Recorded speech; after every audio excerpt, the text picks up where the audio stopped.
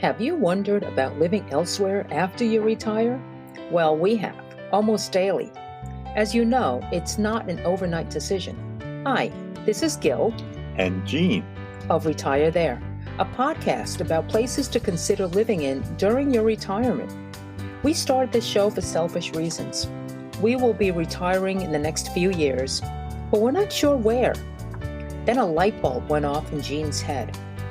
He asked, what are others doing? With so many baby boomers retiring, there must be many relocating. Let's connect with them and pick their brains. But first, a little background about us. I'm Asian, born in Brazil, and raised in Brooklyn. I'm an engineer turned attorney and practicing higher ed law at a college, and I love working with students, faculty, and staff. And now, I'm a podcaster. All right. I'm not Asian. Born and raised in Long Island, New York, a place I've always wanted to leave. I'm a law librarian working in a court who loves his job. We've lived in Bay Ridge, Brooklyn, New York for many years and have been thinking about our future home. So we will be speaking to folks from around the world who have moved to venues of their dreams and more. And we will share their intimate secrets. Whoa! Just kidding. We will offer information you may not find anywhere else, though. So stay tuned. Bonjour. In today's episode, we will be speaking with Mike Duffy, who retired to Paris, France. Yes, it's our second Retire Abroad show. Gene, aren't you excited? I'm really excited. Okay. I love France. Me too. Mike Duffy was born and raised in Pittsburgh, Pennsylvania. His educational background includes a BA from LaSalle University in Philadelphia, an MBA from the Wharton School at Penn, a JD from UC Berkeley, an emeritus professor.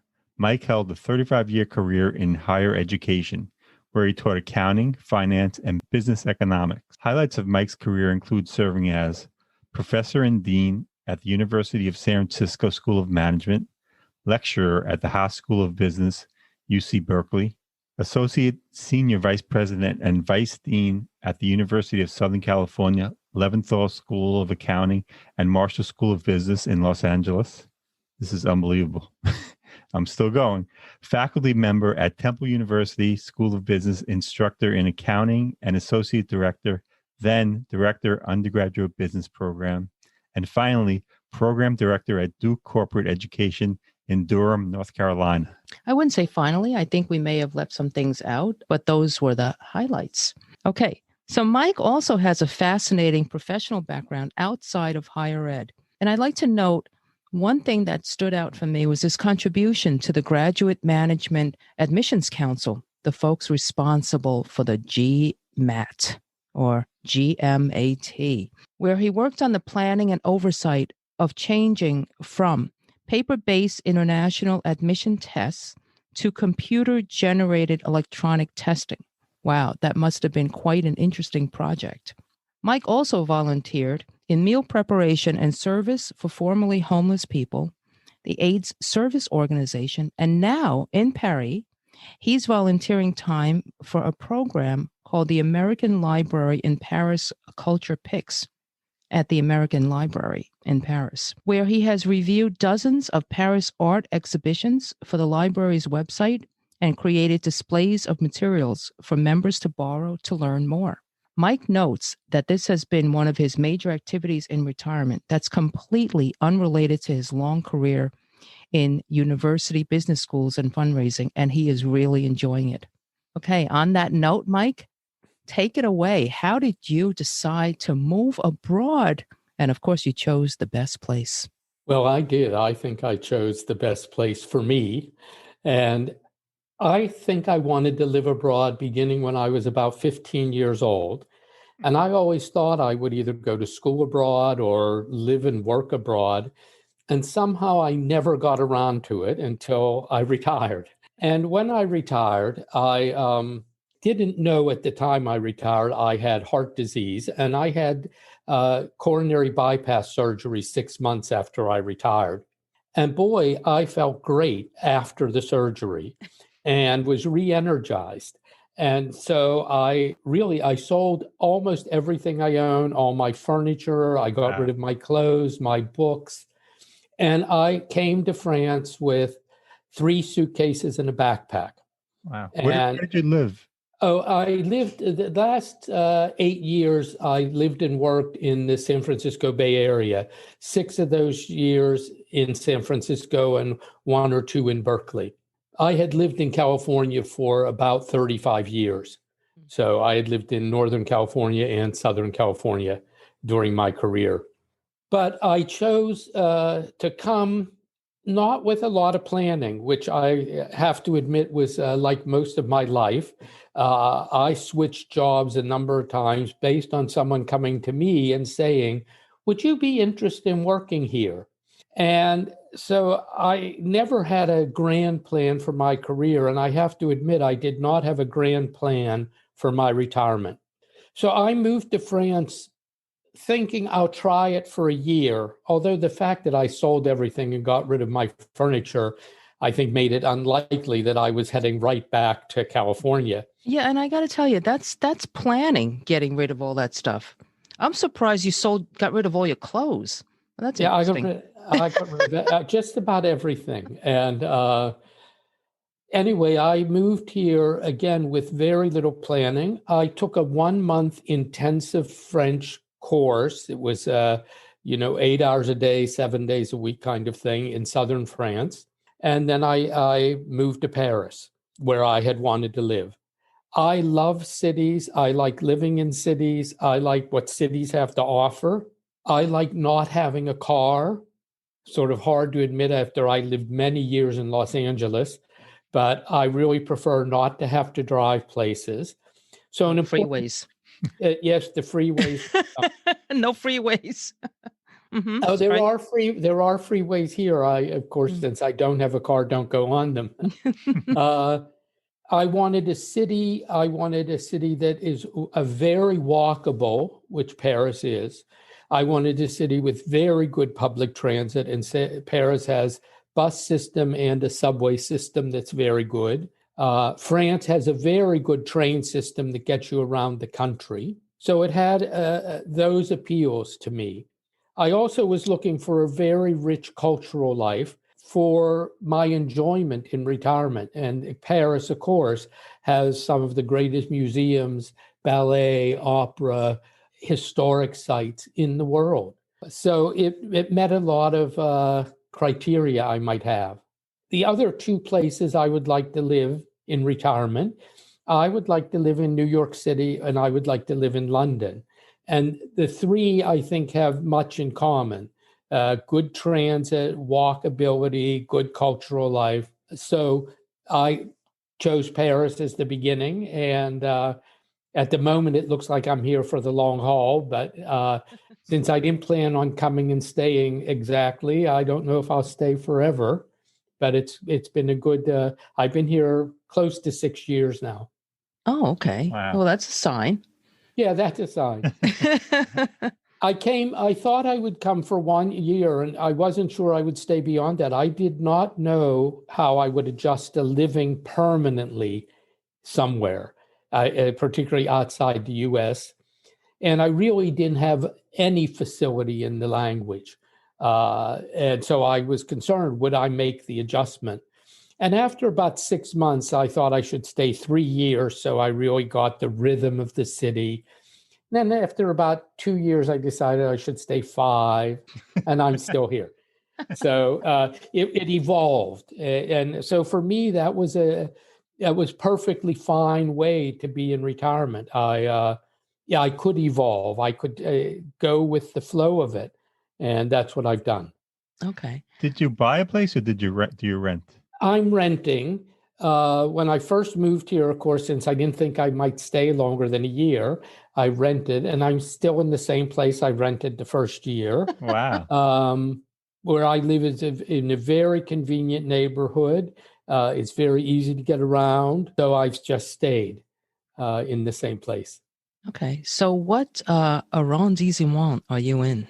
I'm in the 15th arrondissement, Oh, and I'm really close. I would say, 5 blocks at most from the Eiffel Tower, Wow. situated for people who know Paris. yeah, yeah. Wow. It's interesting. In Manhattan, since COVID hit, rental prices have gone down dramatically. Has the same thing happened to Paris? Not dramatically. There is some decline, but it does not seem dramatic yet. One of my favorite stories is a story, an article in the paper I read about, it must have been about 20 years ago, where a 45-year-old gentleman, he was looking for a place. And apparently in Paris, sometimes people make deals with older individuals. In this case, he made a deal with a 80-year-old woman that he would give her a certain amount of money for her place, and she could live there until she passed. The problem is she lived to be over 100 and she outlived him. So Yeah, that's a great those story. if you want to buy in Paris, those deals exist. There are entire real estate agencies that's the kind of transaction they facilitate, and you pay the person an upfront lump sum called a bouquet. Actually, you give them a bouquet, but then in most cases you also give them a monthly amount, so you continue to make payments.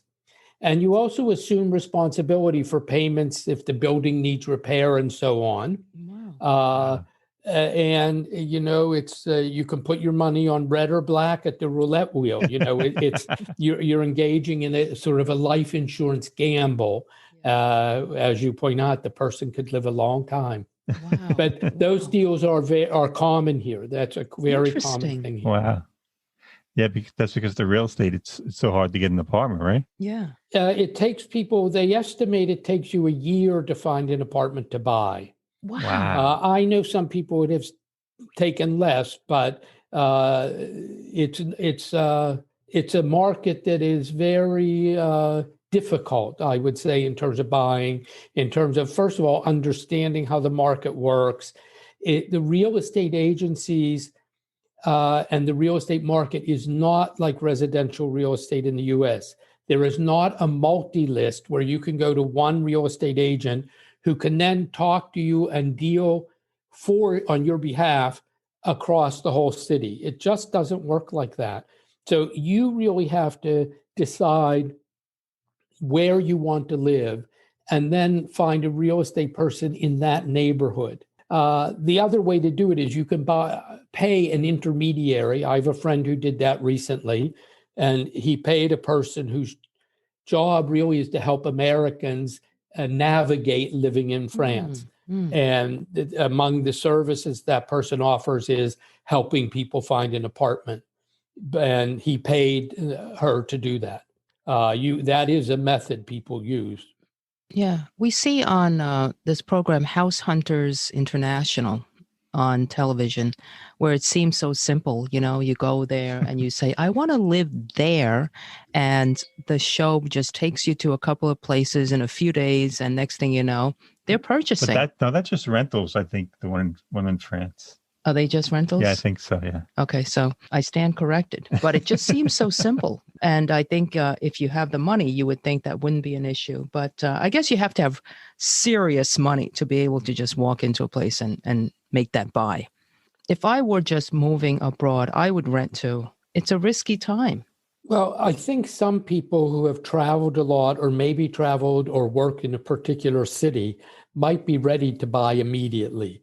But if you don't know the place and don't know how you're going to adjust, buying's an awfully big investment to undertake without having at least some certainty that you want to stay. Yeah. So Mike, can you talk to us about healthcare and the medical resources?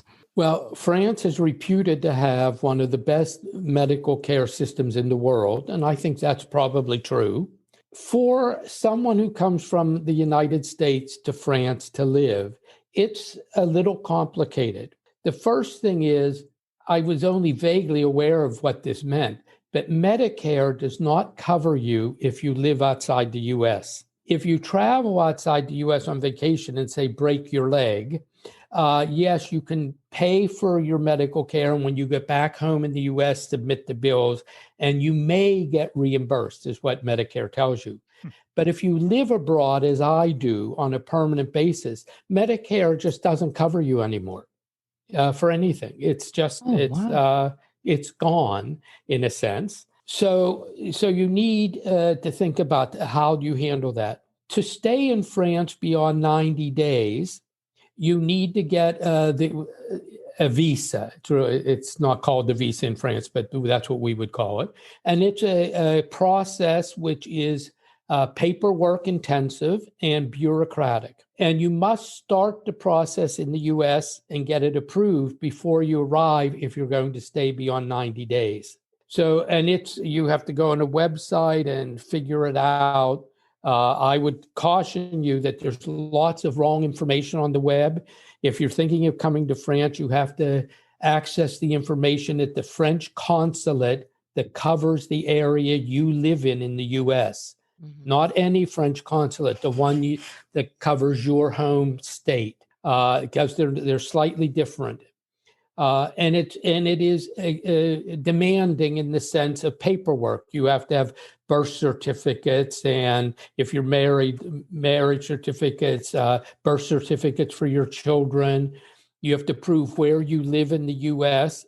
You're supposed to prove you have a place that you're moving to in France. For some people, it's just a hotel. You have to prove you have enough money to live on when you're here, and you must prove you have health insurance to cover you. So most people get a travel insurance policy. They're readily available. They range in price. Let's just say the range is tremendous. You can get really bare bones coverage, or you can get very, very high-end coverage. So it requires a bit of research to decide what you're comfortable with. And then once you get to France, there's a lot of, I think, bad advice on the web. If you're living here and not leaving, I think you're really supposed to pay taxes, or let's say you're supposed to file tax returns. You may not pay any taxes because of a tax treaty with the United States. Your tax you pay it in the U.S. Is a credit against any tax you might owe in France. So for most people, they end up owing no more tax in France because of how much they paid in the United States. If you want to get in the French healthcare system, which I am now in, you have to file a tax return, and your premium for your insurance is based on the tax you pay in France. So it's a percentage of that tax. I pay no tax in France, so my French health insurance is really covered by the taxes I pay in the U.S. There's a lot of reciprocity with these tax treaties. So it's interesting, right? Mm-hmm. But some people don't want to pay tax in France or even file tax returns. I don't own any real property in the U.S. right now, and the French system taxes people who live and work in France or are citizens of France on real property they own anywhere in the world.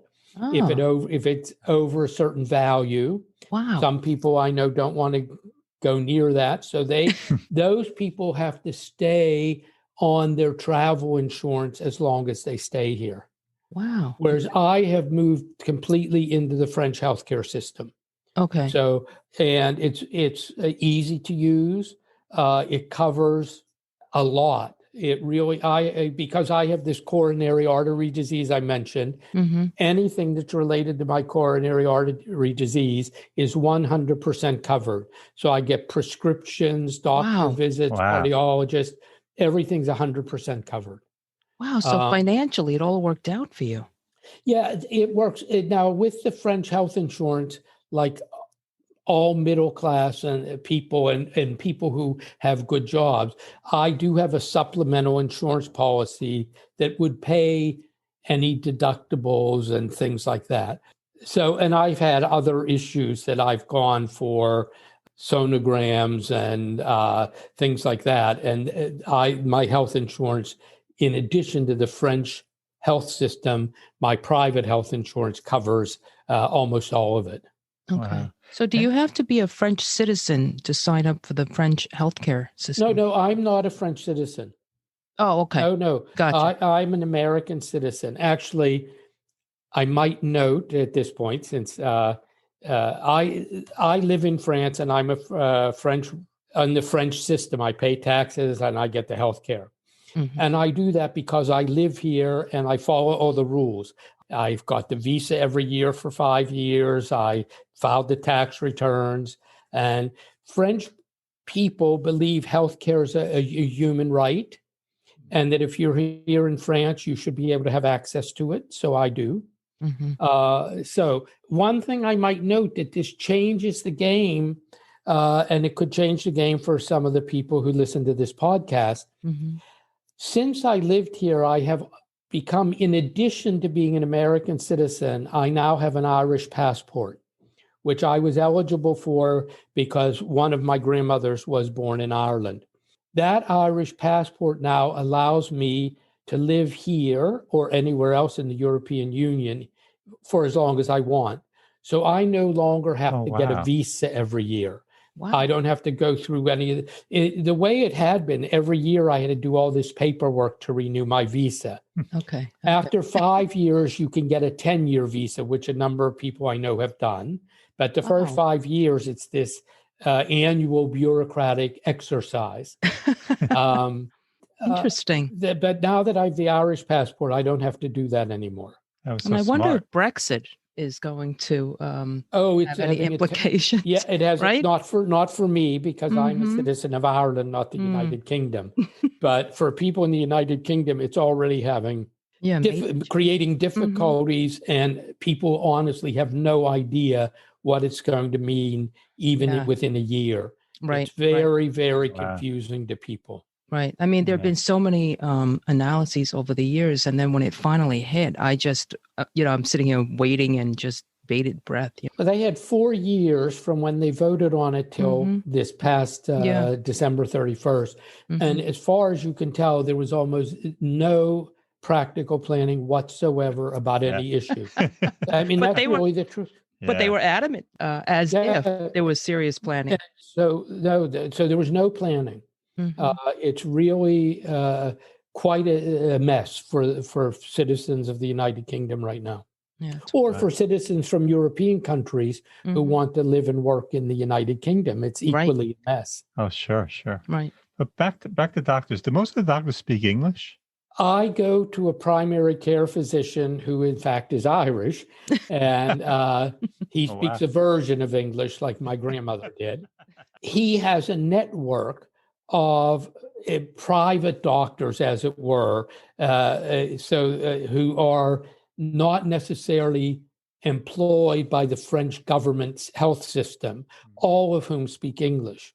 So he will refer me to healthcare providers of all sorts, even for routine things. I've been here long enough. I've had a colonoscopy.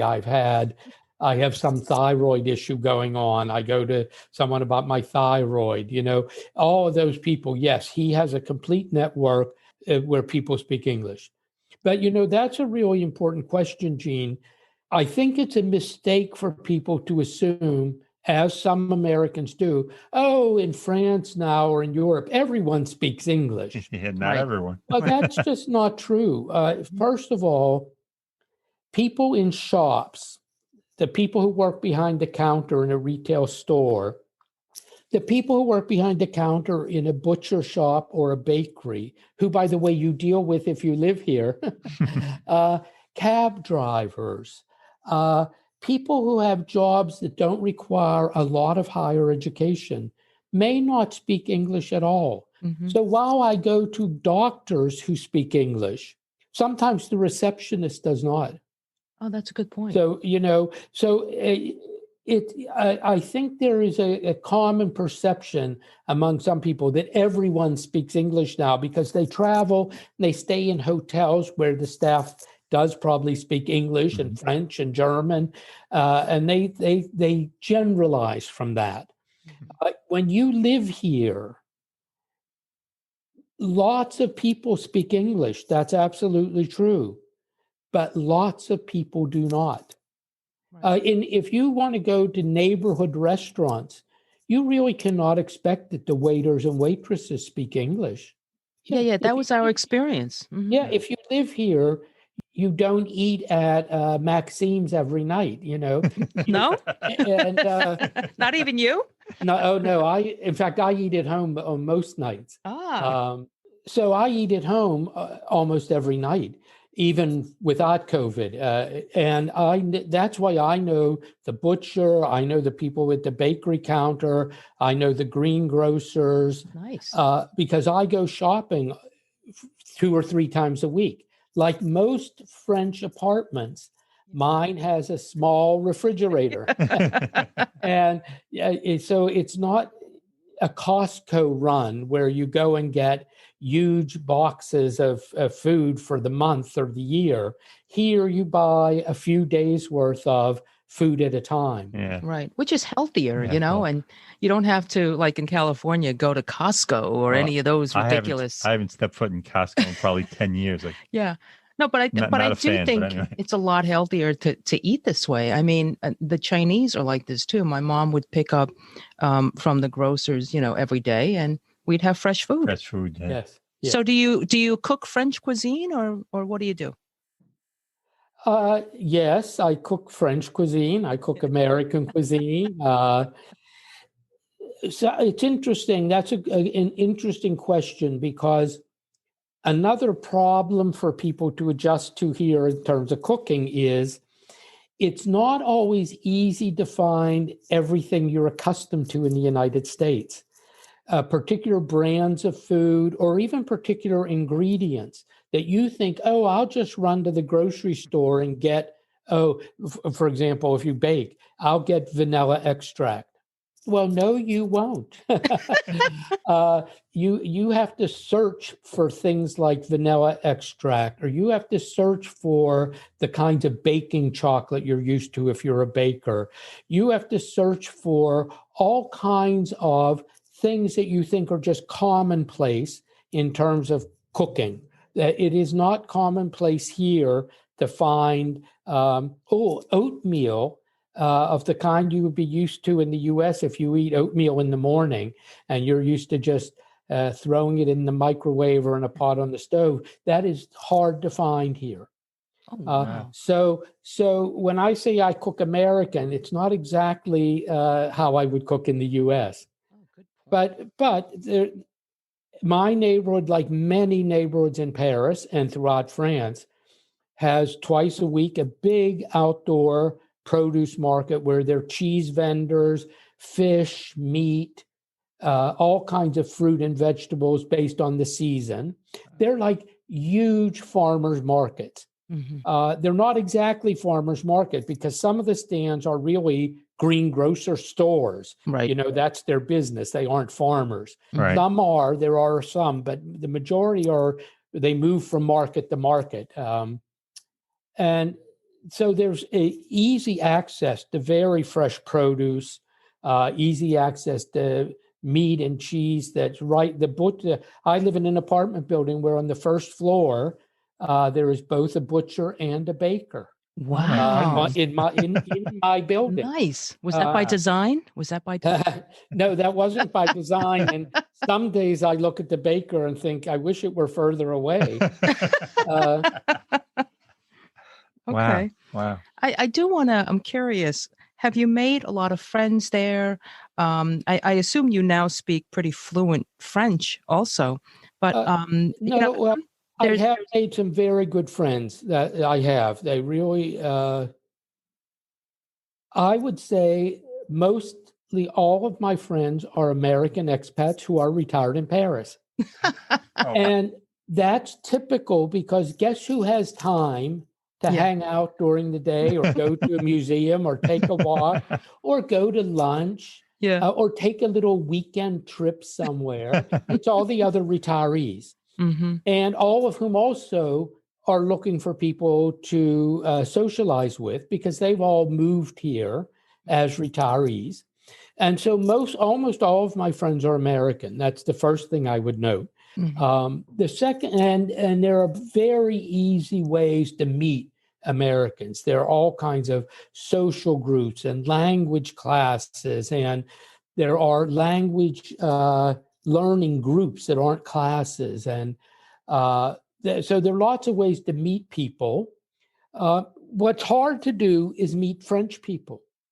Mm-hmm. First of all, if you move here for a job, you meet French people at work, and often you then learn to speak French more quickly. Mhm. If you move here and you have children that go to school, you'll learn to speak French faster because you will deal with the school and they'll be learning French and they'll have friends who speak French. For people like me, it is much harder to, first of all, get to know French people. Parisians are not friendly casually. Mm. And they find it amazing, for example, that Americans will tell you their names when they meet you. I used to go to a barber here, and at one point, he was talking to a person who was cutting his hair before in front of me, and they were speaking some English, some French. And after that guy left, I asked the barber, who I at that point knew a bit, if he was American. He said, no, he's a French person, but he lived in the U.S. But they were commenting to each other on some other American who had been in the barbershop who told them his name. Now, I had been getting my hair cut at this barber, let's say at this point, for 2 years. And the barber said to me, well, look at us. We don't know each other well enough to know each other's names. What?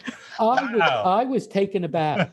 I have to tell you, that was my next question, because we thought, there's a stereotype we were reading in, or was it Photos or something, about how to be prepared not to be offended if people aren't warm and friendly to you. Right. And it's true then. It is true. What they are not is casually friendly. Mm.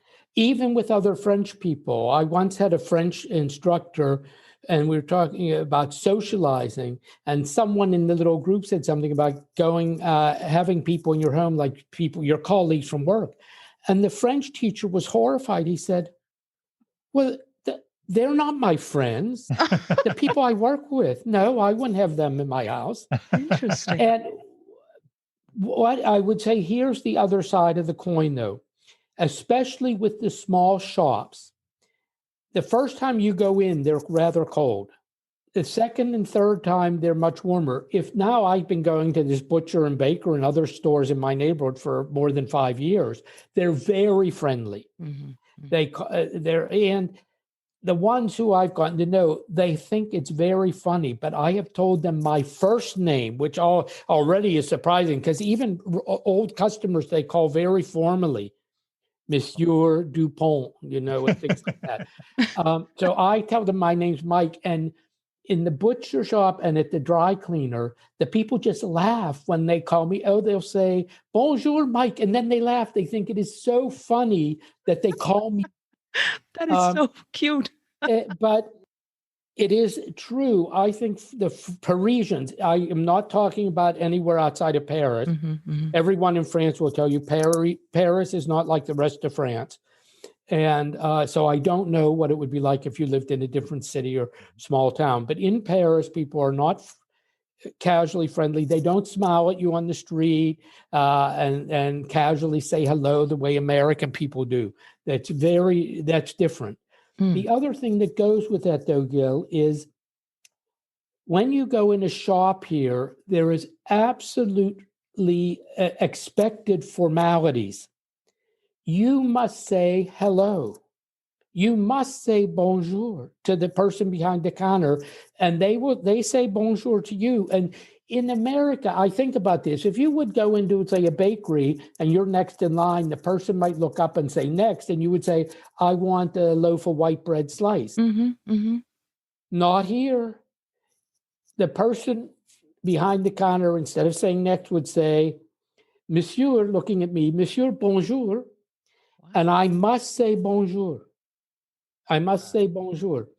And one of my brothers, who has lived in France off and on, tells a story of years ago, standing at a bakery counter and thinking he doesn't understand French, or they don't understand his French. And he keeps telling them he wants some croissant or something. And the person just stands there, doesn't move. And finally, he remembers and he says, oh, bonjour, madame. And as soon as he says, bonjour, madame, the person says, fine, what do you want? And gets him the croissant. And you must say goodbye when you're finished. When you're leaving the bakery, the butcher shop, you must say au revoir, or you might say thank you. You might say the butcher, if they know you as a regular customer, they might say see you soon, biento. Oh, wow. But there's a beginning formality and an ending formality. It seems absolutely a formula, and it is, but you must do it. Interesting. You just cannot start talking to someone without saying hello. And a part of it has to do with the French notion of everyone's equal. Égalité is one of the values. And there was a time, of course, when people with status and money treated working people badly, and now it's totally unacceptable. And so I would tell you this funny story.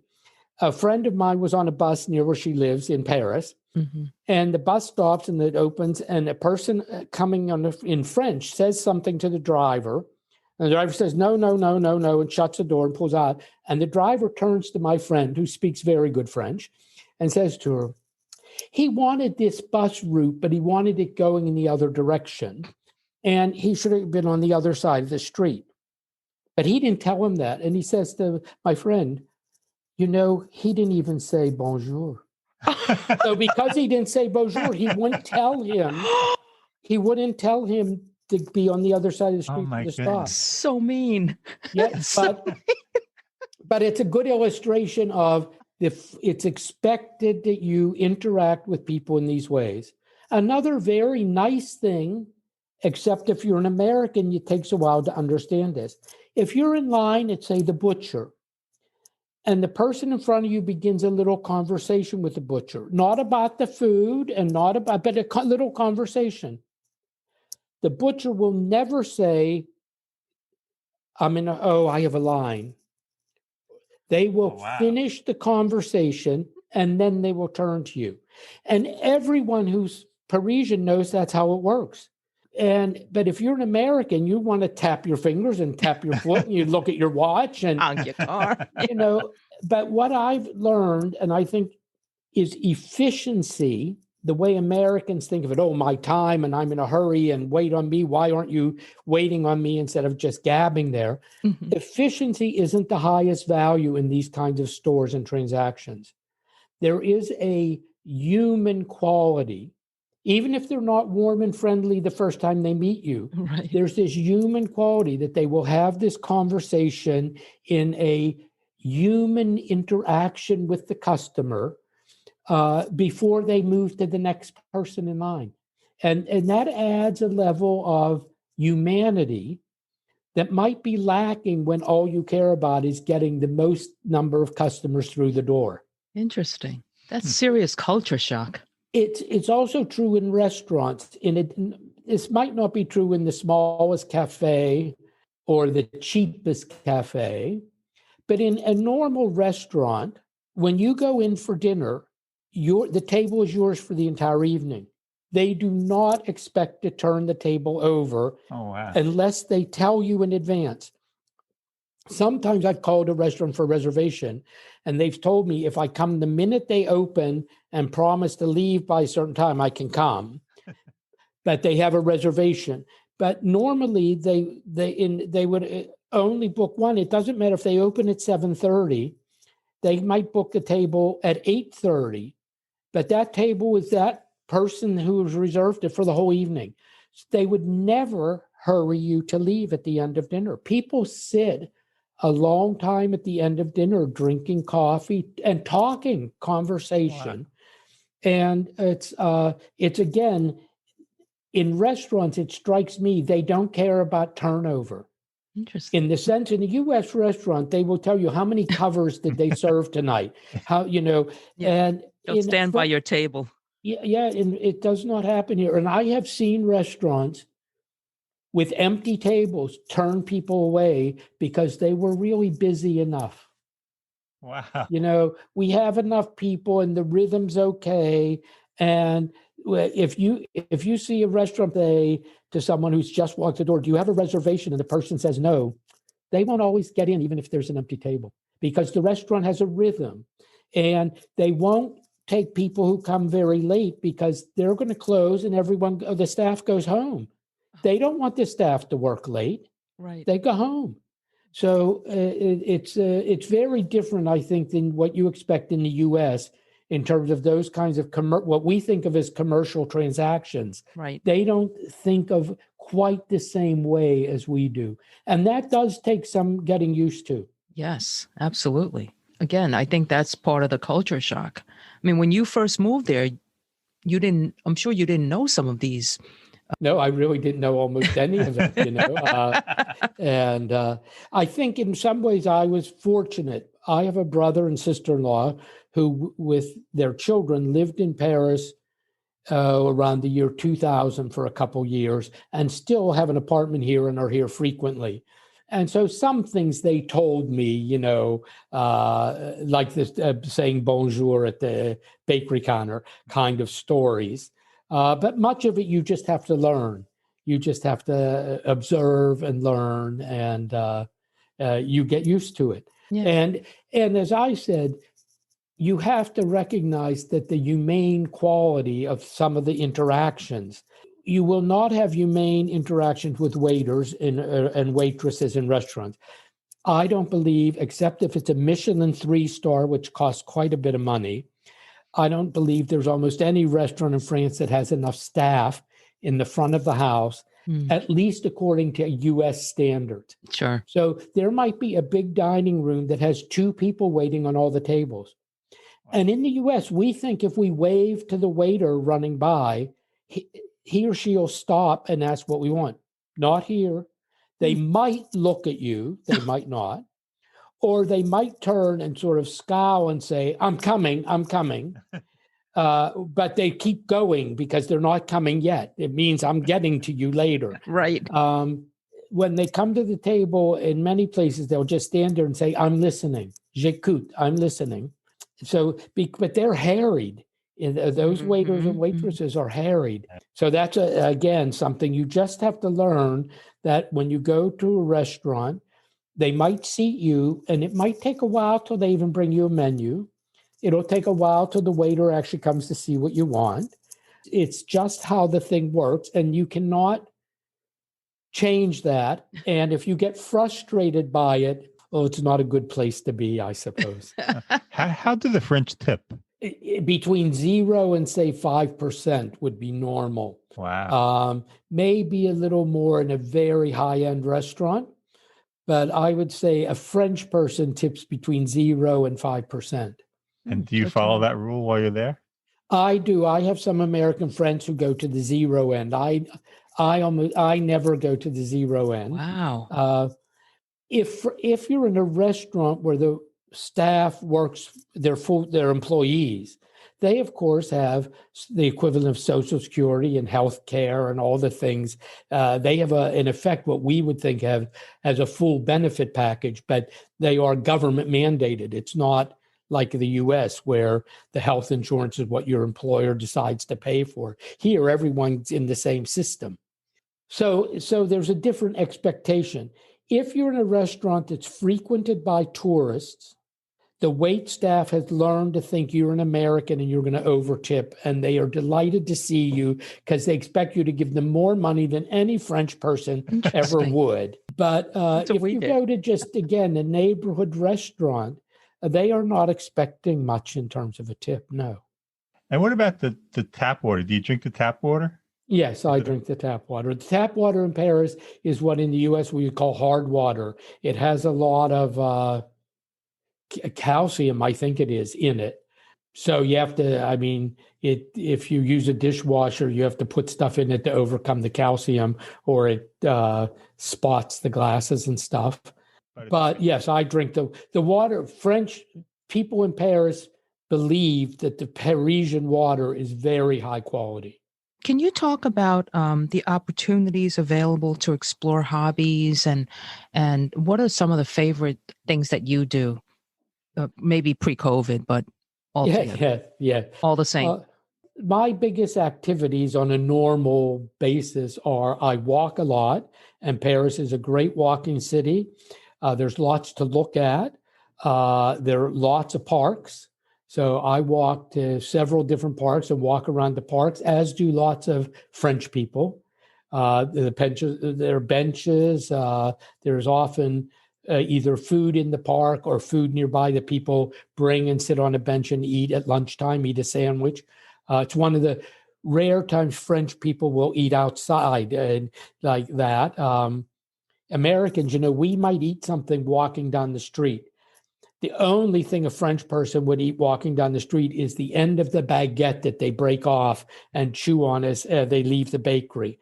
When I first moved here, now really 5 years ago or so, most places that sold coffee did not have to-go cups. It was unthinkable that someone would buy a coffee and not stay and drink it. And so to-go cups, when I first came, they're more common now, but they really weren't very common when I moved here. It's just not how French people eat and drink. But in a park at lunchtime, people buy sandwiches and stuff. At the bakeries all have prepared sandwiches, and they sit in the park and eat. So I do that. I walk around the parks a lot. I go to a lot of museums. I have developed my interest in painting and drawing, sculpture, prints. And Paris is a great city for museums. And I go, when everything's open, I go many times during a week to museums. For some special exhibitions, I go multiple times. Mm-hmm. So one of the things I would say that has helped me get accustomed to living in Paris and enjoy it is I almost immediately bought memberships in a bunch of museums. I would recommend it to anyone who moves anywhere, whether it's in the US or abroad, that one way to get involved is to buy one of these memberships. Then you just go more often. Sure. And you don't think, oh, it'll cost $10 or something. You paid once, So now, since I like museums, I probably have memberships at 8 or 10 museums. You don't have to go that crazy, but it really makes a difference. Like I take a walk and sometimes I'm meeting someone and I'm early. I have gone in the Louvre for 10 minutes to look at one painting or 20 minutes to walk into one room because I have the pass. It's easy. If you have the pass too, you don't have to wait in the long line with all the tourists. Yeah. So I recommend that. And I do that. The other thing I think almost every expat I know does extensively is travel within France. Mm-hmm. Paris is a wonderful location for day trips. There are lots of trains that take you to very interesting little towns with beautiful cathedrals, small museums, different cuisine. And so that is something I think most people who move to Paris will do a lot of, and people should plan on. It's inexpensive, it's easy. And I've been to cities I didn't even know existed that have just amazing things to see.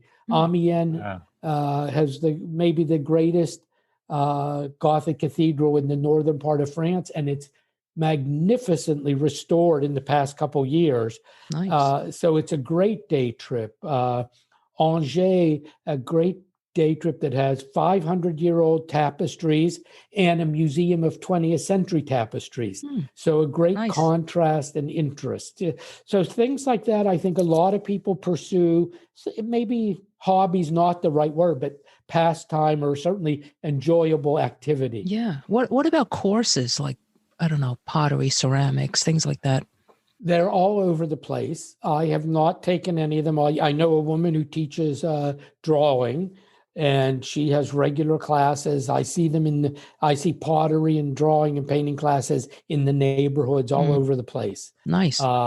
And of course, there are innumerable classes to learn French of all levels, at all prices, with all kinds of groups, formal schools, very casual, free things you pay for.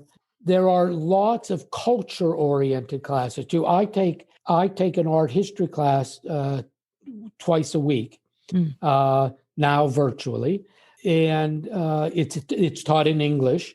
The person who teaches it has lived in the U.S., but he's European, and he speaks perfect English. So he runs an art history class. He also leads tours to exhibitions and around the city. I've done quite a bit of that. And there are many, many such walking tours, historical tours, art tours, both in French and English. Nice. And really more than you can imagine. I know that outside of Paris and some of these other cities, you can live for significantly less than you can live in Paris. Are there many expats who live in some of these cities, or? Yes, a few of them. There's probably a fair number, Gene, in Nice. There's a city northwest of here called Rennes, Rennes. It's always written up these days as a much less expensive alternative to Paris. I think increasingly Bordeaux has sold itself as it's a city that's gone through a lot of renewal. And I think Bordeaux sells itself as a good place to live. There's now a faster train to Bordeaux. So some cities that have very good train service to Paris are good alternatives for people. I thought about that for myself, but my decision, frankly, is not to live in France. My decision is to live in Paris. And if I didn't live in Paris, I would rather live in New York or London. Understood. I want to live in a big city. Yeah. And every once in a while, I'll tell you this, the weather is not good in Paris. Year round, really, it's not good. And I tell people this, you have to know you don't move to Paris for the weather. No.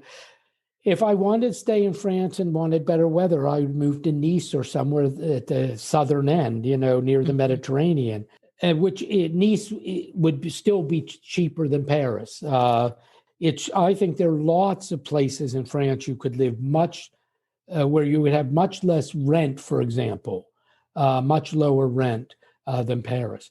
Paris is affordable, though.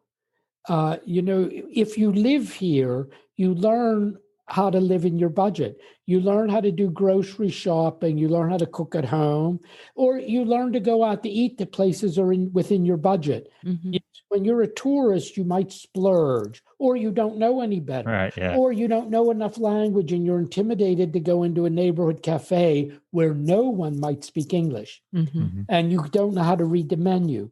But once you live here, for example, all places in Paris that serve ordinary food, I'm not talking about the highest end restaurants, they have a fixed price lunch for working people, because if you work for a big company, the company must provide you lunch. And either they have to have a cafeteria, and if they don't, they give you something called restaurant coupons or restaurant tickets. And it's worth a certain amount of money. And small cafes and restaurants have a lunch every day that you can buy with that ticket. Wow. And so you can learn how to eat, and you can learn which of those places have an inexpensive restaurant that proves you get what you pay for, or ones that have an inexpensive lunch that's pretty good. And so you can live here at a reasonable cost. So the key is really the cost of the cost of your living quarters, really. Housing is a big expense, but I pay less for my apartment than I would pay if I still lived in California. Well, Northern California is so expensive now. Compared to another city, but Manhattan proper, I would say. There's a range. It depends on people in Paris live in single family homes. Very few people in Paris have big yards. And if you're coming from the United States and you think you're going to live in suburbia, then you're not going to live in Paris proper. You can live outside of Paris and have some of that. You can have a yard, you can have a house. But in Paris proper, no. Almost everyone in Paris proper lives in an apartment. And many apartments are small. Many apartment buildings are old. Almost no apartment in Paris has a big kitchen at all. That's very rare. So you have to adjust your expectations. If you want to live right in the city, you most likely are going to live in a small apartment that's smaller than what you lived in the U.S. And have things like a smaller kitchen. Most apartments in Paris don't have a washer and dryer. Mine has a washing machine, but no dryer. That's very common in Paris, to have a washing machine, but no dryer. A small refrigerator, almost no space to work in the kitchen. These buildings are very old and have been chopped up and remodeled. There are apartments that are brand new. There is new construction, and there are buildings where a single apartment has been completely remodeled inside. Wow. But they're less common, and they're but more expensive because of course. the change. So it is an adjustment. I think it is like, people who would expect if you move into Manhattan, unless you're super wealthy, you're not going to have the amount of space you had in the suburbs. Right. Sure, Right. sure. And I Absolutely. think if you move to a city like Paris, you have to have that expectation. Right. Right. Right. I have a question about work. Are you permitted to work? I am permitted to work because I'm a citizen of the European Union, and European Union citizens can live and work anywhere in the European Union. Before I got my Irish passport, I was not allowed to work. You could apply for a visa that allows you to work, but to get that, you pretty much have to have the job in advance. It's not uncommon. Countries don't want people just pouring in, looking for jobs and not being employed and so on. So to get a visa that it allows you to work, I think you have to have a job in advance, unless you have this status like I have, which would allow me to work. And let's just say, if I wanted to. Right. At the moment, I have had no great urge to work, I have to say. Yeah, you've worked hard enough, Yeah. One of the real pleasures of retirement in my mind is that you don't have to have an alarm you don't have to get up at any specific time in the morning. And while you might get up at the same time every day, not having to get up or having an alarm ring is very nice. Yes, absolutely. The other secret of retirement that I've sort of gotten over, but the first few years I shared the secret with many retirees is, it's really nice that you can take a nap. And many retiree people say that sort of sheepishly, but then they all admit that they do. It's just something that you find that it's okay to take a little nap. Yeah. I'm not retired, but I'm a proud napper. Oh, yeah. Oh, yeah. I have to say I'm not, because when I do take a nap, it'll be at least 2 hours and it kills me. So I'm not a good, I'm not capable. That's the problem. I do the 20-minute nap. Oh, you can do that. Yeah, power nap. Yeah. It's if you fall asleep, it gets you through one sleep cycle. So that when you wake up, you're ready to wake up because you're done one sleep cycle. Wow. But have you always been able to do that, or just? No, well, I always worked. So no, I never crawled under the desk and took a nap. No, because I know there are a lot of doctors that can take that power nap because they're limited in time. But even if I have a free day, I have a tough time falling out. So how does one nap, So anyway. Of your life, I don't know. Not everyone retires the same way, I suppose.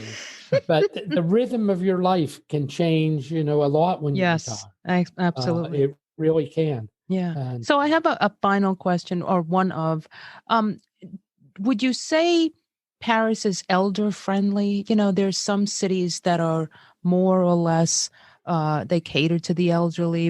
How would you describe it, characterize it? I would say this, that there's a couple of surprises in that regard. One is, I live in a residential neighborhood. There are a lot of very elderly people who live in my neighborhood. In my building, several of whom live alone. One of whom, though, has care people who come in and stay with him at night, I know. But the other person who lives in the floor above me moved in this building, she told me, in 1949.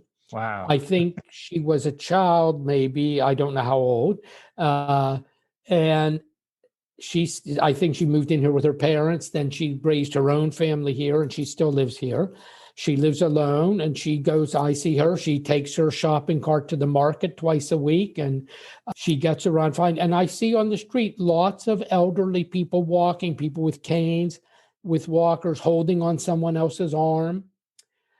And I would say the small businesses in the neighborhood are completely accommodating. Nice. I mean, you can be very slow and they let you take your time.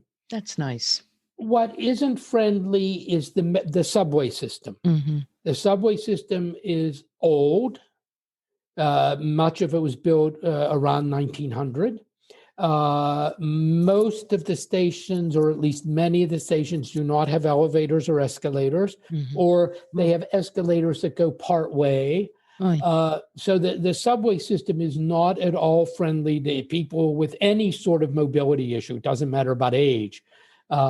You see people, oh my gosh, women carrying baby carriages down these steep stairs to get in a metro. I mean, it's really unbelievable to me. But in general, but the buses are very friendly to older people. And so once you're at a certain point in terms of lack of mobility for any reason, you will take the bus. Mm-hmm. The buses take a little longer because they're in traffic. So I think or they don't go as far as the subway might go, which is why you would see a woman carrying a baby and a carriage down the steps, because it's going very far. That is, the metro is going very far. But I find buses are fine. The cities, many parts of the city are very flat. So it's easy to walk. But in general, most Americans comment after they're here for a while, there is no Americans with Disabilities Act accommodation in France. You can go to lots of places, restaurants, many bars and restaurants, like corner cafes and small restaurants. They only have a restroom in the basement, and they have no way to get that but a very steep and narrow stairway. So I mean, if mobility is an issue for you, you have to judge that sort of thing. Right. And how's clothing shopping in Paris? Clothes, people in France, first of all, French people dress well. It's noticeable if you're out in the street, especially when people are coming from work, people dress well. But most French people buy their clothes at two different times a year. That is, in mid-January and mid-July. There are huge sales in all clothing stores and department stores. And these sales that take place every year, twice a year, have progressive markdowns, 20%, then 50%, then 70%. And most people in Paris would buy almost all their clothes during the sales. They know the sales are coming. They know where they want to shop. They know what they're looking for. And you see people at the time of the sales with loads of bags. They're coming from the various clothing stores or department stores. You would think it's Christmas. They're just loaded down.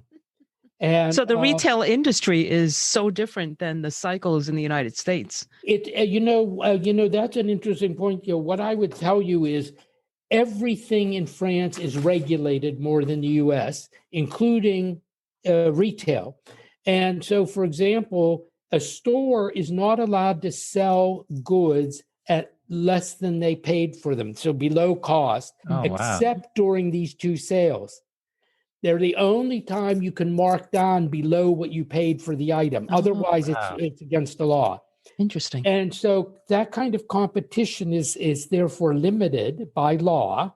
There are other things that we would find this strange in the U.S., but by regulation, in every neighborhood in Paris, there's always, every 7 days a week, there's at least one bakery open.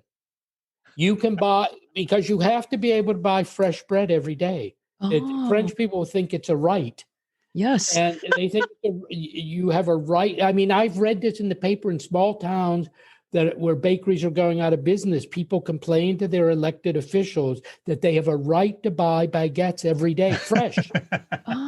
That's so the bakery in the building I live in, They have fresh baguettes 3 times a day. At first when they open, at lunchtime, and right before dinner. There are Wow. warm baguettes coming out of the oven. Oh, Wow. But in every neighborhood, there's at least one bakery open 7 days a week.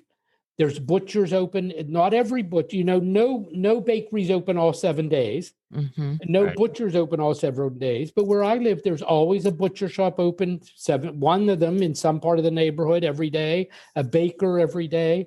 And those kinds of regulations are part of, making life decent, making life good. So it's very different than what you expect in the U.S. sure. Yeah, And yeah. you know what? And on that note, I think it makes sense that my husband loves bread. He is a prud'homme, right? Yeah. And so he could live comfortably having 3 baguettes a day. And let me tell you, he does sometimes. And those sandwiches in the bakeries are delicious. The pre-made sandwiches. Yeah. Yes. I love the croissants They're good. myself, but I always get them heated up. okay. The funny thing about the sandwiches in a bakery, this is another thing I still find odd. If you get a sandwich in a bakery, it might be ham and a piece of cheese and a little bit of lettuce, maybe, but it will have butter on the bread. And because you don't eat a baguette without butter, do you? I mean, so again, it's just a little thing that you notice as an American, used to how you would not expect to get a ham and cheese sandwich in the United States with butter. Right. But here, if you get a baguette sandwich like that in the bakery, there will be butter on the bread. It's a crime, but you walk it off. You walk it off in Paris. Okay. So any last words of wisdom for future retirees?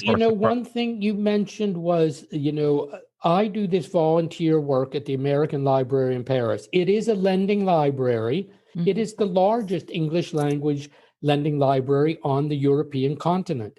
What? And nice. it has extensive programming for kids, adolescents, adults. It has a fantastic speaker series, which now is all online because of the virus. And I do volunteer work there, connected mostly to the fine arts.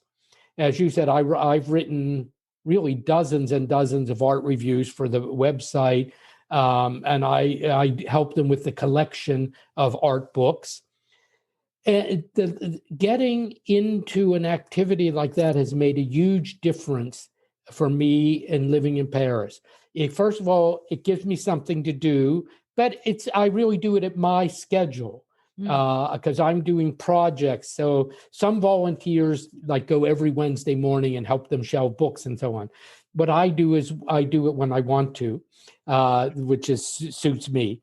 But I've gotten to know the staff. I've gotten to know the other volunteers. I've gotten to know lots of people who come to the library for the speaker series. And it really is a wonderful way to be plugged into the community and to have an activity that's rewarding. And it's something that I would recommend to anyone moving anywhere to think about activities, volunteer activities, especially in my case, it is an activity that furthers my interest in the fine arts, which I'm really trying to develop now that I'm retired. Because of your background, which didn't indicate much of the fine arts or art, how did you become a reviewer of artwork?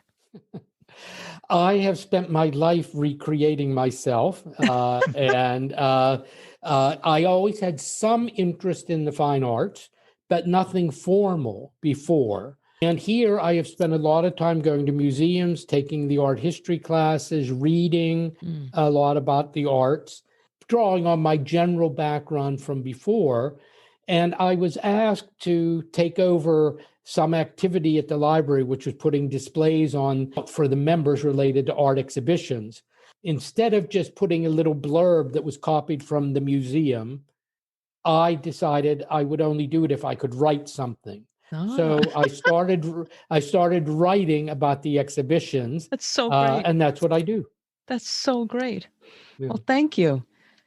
Thank you so much. Yeah, this is great. Thank you so much. Well, thank you both for asking me to talk with you. And I would encourage people to consider retirement here. Even you, Gene, seem to be interested in retirement in Paris. So, Oh, absolutely. We do actually plan on living abroad maybe 3 months out of the year for a couple of years. At least that's what we're thinking right now. I know many people in Paris who are Americans who come for 3-month stints because 90 days, you don't even need a visa. Right. Right. And that's plenty to learn about the place. And there are some people who actually own an apartment here, but still only come 90 days at a time. Wow. And there are other people who rent the same place every year or rent a different place. But that's one of the surprises for me in Paris is how many people go back and forth, even though they're retired and they're not working. They don't move here and stay here. They go back and forth quite a lot. Yeah. More than I expected. Yeah. And do you go back to the US often or no?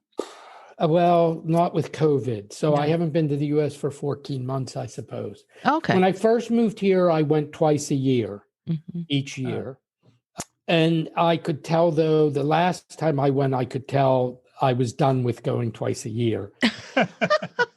One of the things I didn't mention, which might be interesting to people who think of retiring to an interesting city like Paris, is I'm amazed at how many members of my family, friends, and acquaintances come to Paris. Yes. Sure. And so you don't have to go back. Yeah. So I mean, there are, in some years, I have seen all of my siblings twice in the same year in Europe. Wow. So all of a sudden, I have less incentive to go back to the U.S. Sure. because I see a lot of family here. Yeah. And a lot of friends. Right. A lot of people travel to Europe from the U.S., especially once they're retired. So if you retire here and have retired friends and family, you will see them. You moved away and you thought you got away from them. Oh no. One of the biggest surprises of retirement for me is how much time I've spent with my siblings. I never expected that because I grew up in Pennsylvania, but only one of the 5 children my parents had stayed in Pittsburgh. So all of us have moved away. And it never occurred to me that in retirement, I would see so much of my siblings. Yeah. And so it's been an unexpected pleasure. Yeah. Yes. Great. Okay. Mike, thank you so much for your time. We so appreciate this. And it's been so educational. And you were beyond great. You were really wonderful. Yeah. I hope it's of interest to your... absolutely. Absolutely. Yes. All right. Take care. Talk soon. Bye-bye. Bye-bye. We hope you enjoyed our show. If you know of someone who relocated for retirement and wishes to share their story, please reach out to us. We'd love to hear from you. Our email address is gg@retirethere.com. Our website is retirethere.com, and you may follow us on Twitter @retirethere_. Don't leave out that underscore. And if you liked our show, please subscribe and rate it in Apple Podcasts. We'd really appreciate it. In the meantime, be well.